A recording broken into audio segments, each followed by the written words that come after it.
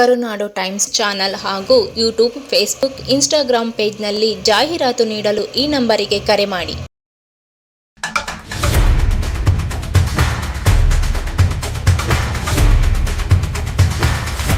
ಏನು ಅಹಿತಕರ ಘಟನೆ ಆಗಬಾರ್ದಿತ್ತು, ಆ ಅಹಿತಕರ ಘಟನೆ ನಡೆದ ನಂತರ ಶಾಂತಿ ಸಭೆ ಅಂತ ಮಾಡ್ತಾ ಇದ್ದೀವಿ. ಇದಕ್ಕೆ ಮೊದಲೇನೆ ಗಣೇಶನ ಹಬ್ಬ, ಮೀಲಾದ್ ಹಬ್ಬ ಪ್ರಾರಂಭ ಆಗೋಕ್ಕೆ ಮೊದಲೇನೆ ಮಾನ್ಯ ಜಿಲ್ಲಾಧಿಕಾರಿಗಳು ಮತ್ತು SP ಸಾಹೇಬರು ಒಂದು ಮೀಟಿಂಗ್ ಮಾಡಿದ್ರು. ಆ ಮೀಟಿಂಗ್ನಲ್ಲೂ ಇದೇ ರೀತಿ ಶಾಂತಿ ಸಭೆ ಅಂತ ಹಾಕಿದ್ರು. ಯಾರೋ ಮಹಾತ್ಮರು ಹೇಳಿದ್ರು, ಇದು ಎಲ್ಲಿ ಗಲಾಟೆ ಆಗಿಲ್ಲ, ಏನೂ ಆಗಿಲ್ಲ, ನೀವು ಶಾಂತಿ ಸಭೆ ಅಂತ ಯಾಕೆ ಮಾಡ್ತಾ ಇದ್ದೀರಿ, ಇದು ಸೌಹಾರ್ದತಾ ಸಭೆ ಮಾಡಿ ಅಂತ. ಆ ಕ್ಷಣದಲ್ಲೇ ಅಲ್ಲಿ ಶಾಂತಿ ಸಭೆ ಇದ್ದಿತ್ತು, ಸೌಹಾರ್ದತಾ ಸಭೆ ಆಯ್ತು. ಆದ್ರೆ ಇಷ್ಟು ಬೇಗ ಶಾಂತಿ ಸಭೆ ಮಾಡ್ಬೇಕಾಯ್ತಾರೆ ಅಂತ ಅಲ್ಲಿದ್ದವ್ರು ಯಾರಿಗೂ ಗೊತ್ತಿರಲಿಲ್ಲ. ಅದು ಆಕಸ್ಮಿಕ ಆಗೋಗಿದೆ. ಕೆಲವ್ರು ಮಾಡೋ ತಪ್ಪಿಗೆ ಎಲ್ಲರೂ ಹೊಣೆಗಾರಕಲ್ಲ. ನನ್ನ ಮಗ ಮಾಡಿದ ತಪ್ಪು ನಾನು ಹೊಣೆ ಅಲ್ಲ. ಆದ್ರೂ ಕೆಲವು ಮಾಡಿರೋ ತಪ್ಪು ನಮ್ಮ ಸಮಾಜಕ್ಕೆ ಇವತ್ತು ಒಂದು ಇಡೀ ರಾಜ್ಯದಲ್ಲಿ ಕೆಟ್ಟ ಹೆಸರು ಬಂದಿದೆ. ಅದನ್ನ ನಾವು ಒಪ್ಕೋತೀವಿ. ಅದನ್ನ ನಮ್ಮ ಪೊಲೀಸ್ ಇಲಾಖೆಯವರು ಅವ್ರಿಗೆ ಏನ್ ಶಾಸ್ತಿ ಮಾಡ್ಬೇಕಾಗಿತ್ತೋ ಅವ್ರನ್ನ ಬಂಧಿಸಿದಾರೆ. 21 ಜನನು ಬಂಧಿಸಿ ಜೈಲ್ ಕಳ್ಸವ್ರೆ. ಇದ್ರ ಬಗ್ಗೆ ನಮ್ಮ ಆಕ್ಷೇಪಣೆ ಏನೂ ಇಲ್ಲ. ಯಾರು ತಪ್ಪು ಮಾಡಿದಾರೋ ಅವ್ರಿಗೆ ಶಿಕ್ಷೆ ಆಗ್ಲೇಬೇಕು. ಶಿಕ್ಷೆ ಆಗ್ಲಿ. ನಾವು ಮದ್ದೂರ್ನ ಎಲ್ಲಾ ಸಮಸ್ತ ಮುಸ್ಲಿಮರು ಇದನ್ನ ಬೆಂಬಲಿಸ್ತೀವಿ.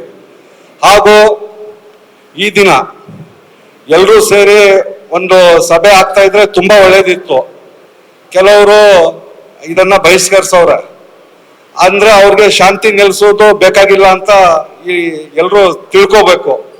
ಯಾಕಂದ್ರೆ ಯಾರು ಶಾಂತಿ ಬೇಕು ಅಂತವ್ರೆ ಎಲ್ಲರೂ ಇಲ್ಲಿಗೆ ಆಗಮಿಸಿದ್ದಾರೆ. ಆದ್ರೆ ಅವ್ರಿಗೆ ಶಾಂತಿ ಬೇಕಾಗಿಲ್ಲ. ಅವ್ರಿಗೆ ಈ ಸಮಾಜದಲ್ಲಿ ವಿಷ ಬೆರೆಸ್ಬೇಕು, ಹಿಂದೂ ಮುಸ್ಲಿಂ ಬಾಯಿ ಬಾಯಿ ಅನ್ನೋದು ಬೇಕಾಗಿಲ್ಲ ಅವ್ರಿಗೆ. ಅದಕ್ಕೆ ಅವ್ರು ಬಂದಿಲ್ಲ. ನಮ್ಗೆ ಸರ್ಕಾರದಿಂದ ಆಗ್ಲಿ, ನಮ್ಮ ಪೊಲೀಸ್ ಇಲಾಖೆಯಿಂದ ಆಗ್ಲಿ, ಪಾಪ ನಮ್ಗೆ ಅವ್ರು ನೋಡಿದ್ರೆ ನಮ್ಗೇನ ಕಣ್ಣೀರ್ ಬರುತ್ತೆ. ನಮ್ಗೋಸ್ಕರ ಅವರು ಕಳೆದ 3 ದಿನದಿಂದ ನಿದ್ದೆನೆ ಮಾಡಿಲ್ಲ. ಪೊಲೀಸ್ ಇಲಾಖೆನೂ ಅಷ್ಟೇ, ಜಿಲ್ಲಾ ಆಡಳಿತನೂ ಅಷ್ಟೇ. ನಾವು ಎಲ್ಲ ಗಮನಿಸ್ತಾ ಇದ್ದೀವಿ. ಇದರಲ್ಲಿ ನಾವು ಮುಸ್ಲಿಮ್ರು ಮಾಡೋರೆ ಅವ್ರಿಗೆ ಬೆಂಬಲಿಸ್ತೀವಿ ಅನ್ನೋದಿಲ್ಲ. ನಾನು ಜಾಮಿಯಾ ಮಸೀದಿ ಕಮಿಟಿ ಅಧ್ಯಕ್ಷನಾಗಿ ನಮ್ಮ ಎಲ್ಲಾ ಸಮಸ್ತ ಮುಸ್ಲಿಮರ ಪರವಾಗಿ ಹೇಳ್ತಾ ಇದ್ದೀನಿ, ಯಾರು ತಪ್ಪು ಮಾಡಿದಾರ ಅವ್ರಿಗೆ ಶಿಕ್ಷೆ ಆಗ್ಲಿ.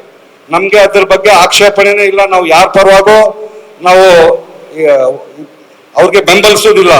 ಅವರು ಸಮಾಜಕ್ಕೆ ಒಂದು ಪಿಡುಗು, ಅವ್ರಿಗೆ ಒಂದು ಇದಾಗ್ಲಿ, ಅವ್ರಿಗೆ ಸಜೆ ಆಗ್ಲಿ. ಮತ್ತೆ ನಾಳೆ ಒಂದು ಕಾರ್ಯಕ್ರಮ ಇದೆ, ಗಣೇಶನ್ನ ಸಾಮೂಹಿಕವಾಗಿ ವಿಸರ್ಜನೆ ಮಾಡ್ತಾ ಇದ್ದೀರಿ ಅಂತ. ನಮ್ಮ ಮುಸ್ಲಿಮರಿಗೆ ಅದ್ರ ಬಗ್ಗೆ ಒಂದ್ ಸ್ವಲ್ಪ ಎಲ್ಲೋ ಒಂದ್ ಕಡೆ ಕಳಂಕ ಇದ್ದಿದೆ, ಕಳವಳ. ಏನಾಯ್ತದೋ ಎತ್ಲೈತದೋ, ಏನೂ ಮಾಡ್ಲಿಲ್ಲ, ಯಾರೋ 4 ಜನ ಮಾಡಿದ್ಕೆ ಇಡೀ ಮುಸ್ಲಿಂ ಸಮುದಾಯನ ಗುರಿ ಮಾಡೋದು ತಪ್ಪು. ನಾವು ಏನು ಮಾಡಿ, ಎಲ್ರು ಬೆಳಗ್ಗೆ ಎದ್ರೆ ಎಲ್ರು ಜೊತೆಲಿ ಇರುವಂತವ್ರು, ವ್ಯಾಪಾರ ವಹಿವಾಟು ಎಲ್ರು ಸೇರ್ ಮಾಡುವಂತವ್ರ. ಗಣೇಶನ್ ಹಬ್ಬ ಬಂದಾಗ ನಾವೆಲ್ಲ ಸ್ವಾಮಿ, ನಾನು ನಿಜವಾಗ್ಲೂ ಹೇಳ್ತಾ ಇರೋದು, ನಾವು ಗಣೇಶನ ಪ್ರಸಾದ ತಿಂತ ಬೆಳೆದಿರೋರು. ನಮ್ಗೆ ಗಣೇಶನ್ ಬಗ್ಗೆ ಇದ್ದಿಲ್ಲ. ನಮ್ಗೆ ನಾವು ಯಾರಿಗೂ ನಾವು ವಿರುದ್ಧ ಇಲ್ಲ. ಬೇಕಾದ್ರೆ ಇಲ್ಲಿ ನಮ್ಮ ಬೀದಿಯವರು ಇದ್ದಾರೆ, ಕೇಳಿ. ನಮ್ಮ ಹಳೆ ಒಕ್ಕಲ್ಗಿರ್ ಬೀದಿಯಲ್ಲಿ ಗಣೇಶ ಇಟ್ರೆ ಅದಕ್ಕೆ ಪರ್ಮಿಷನ್ ಪೊಲೀಸ್ ಅವ್ರ ಹತ್ರ ತಗೋ ಹೋಗೋದು ನಾನು.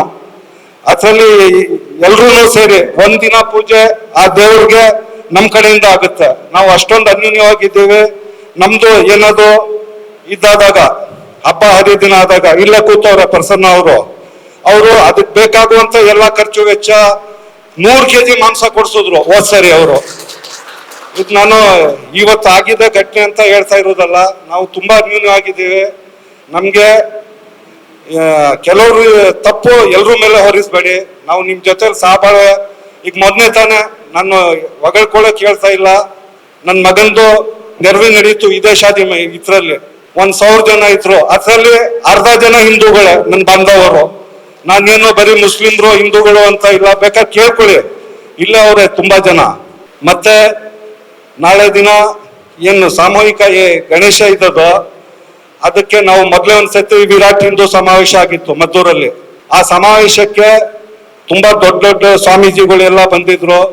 ನಮ್ಮ ಇಡೀ ಮದ್ದೂರ್ನ ಮುಸ್ಲಿಮರು ಸೇರಿ ನಮ್ಮ ಮಸೀದಿ ಹತ್ರ, ನಮ್ಮ ಶಾದಿ ಮೇಲೂ, ನಮ್ಮ ದರ್ಗಾ ಹತ್ರ ನಿಂತು ಹೂವಿನ ಮಾಲೆ ಹಾಕಿ ಹೂವನ್ನು ಅವರ ಮೇಲೆ ಅರ್ಚನೆ ಮಾಡಿ ನಾವು ಅವ್ರಿಗೆ ಸ್ವಾಗತ ಮಾಡಿದ್ದು. ನೀವೆಲ್ಲರೂ ಅಪ್ಪಣೆ ಕೊಟ್ರೆ, ಪರ್ಮಿಷನ್ ಕೊಟ್ರೆ ಬೇಕಾದ್ರೆ ನಾವು ಎಲ್ಲರೂ ಮುಸ್ಲಿಮರು ಸೇರಿ ಆಗ ಎಲ್ಲಾ ಗಣೇಶಗಳನ್ನ ನಾವು ಆವತ್ ನಿಂತು ಸ್ವಾಗತ ಮಾಡಿ ಅವ್ರಿಗೆ ಹೂವನ್ನ ಅರ್ಪಣೆ ಮಾಡ್ತೀವಿ.